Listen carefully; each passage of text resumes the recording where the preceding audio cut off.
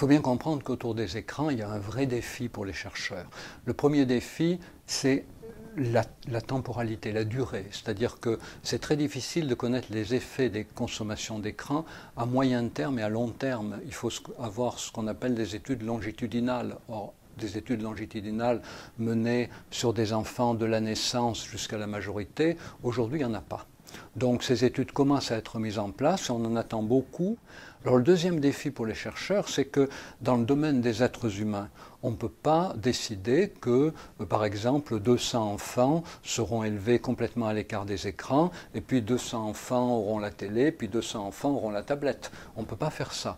Donc du coup, il faut extrapoler constamment les consommations d'écran de ce que disent les parents, avec la possibilité qu'ils se trompent, et puis du fait que les différents types d'écrans sont mélangés dans la vie de l'enfant.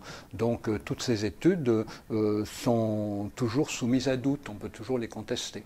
Et puis le troisième problème auquel les chercheurs sont confrontés, c'est le fait qu'il est extrêmement difficile de prendre en compte les contenus. Il est bien évident qu'un enfant qui passe beaucoup de temps à jouer, par exemple, à un jeu de construction sur tablette, ne va pas être soumis au même danger qu'un enfant du même âge qui, sur tablette, lui, va regarder des spectacles déconseillés pour sa tranche d'âge, des séries télé, voire même des spectacles pornographiques. Et puis, il s'y ajoute évidemment l'accompagnement parental qui peut exister ou ne pas exister. Ben, vous voyez qu'on ne peut pas arriver à un consensus parmi les chercheurs. Alors, ceci dit, il y a des grandes tendances, il faut quand même insister là-dessus.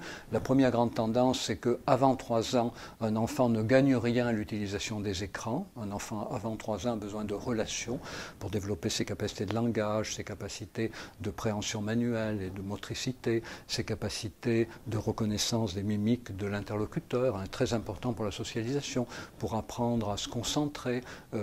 Toutes ces compétences-là ne sont pas du tout aidées par les écrans. Donc avant 3 ans, l'idée, c'est de déconseiller les écrans.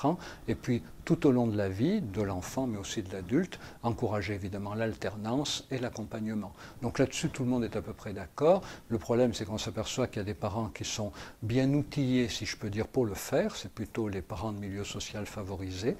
Et puis, il y a des parents, hélas, qui n'ont eux-mêmes aucune culture des écrans, aucune connaissance des bonnes pratiques. Et évidemment, ces parents, souvent, de milieux défavorisés, ne vont pas pouvoir accompagner leurs enfants de manière satisfaisante pour que leurs enfants aient des bonnes pratiques, parce que ces parents-là, eux-mêmes, n'ont pas les bonnes pratiques et la bonne connaissance des écrans. Donc ça veut dire que aider les enfants, c'est bien, aider les parents, c'est bien aussi. Les deux doivent être faits en même temps.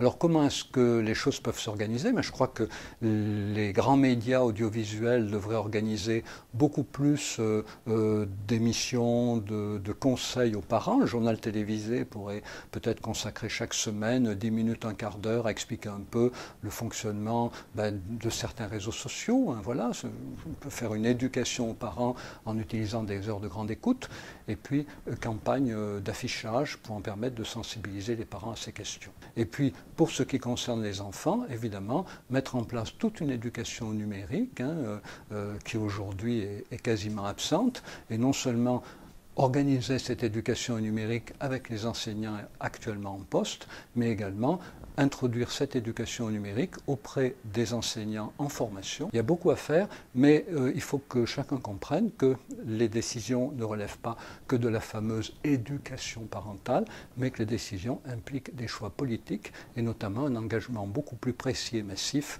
des régions et de l'éducation nationale.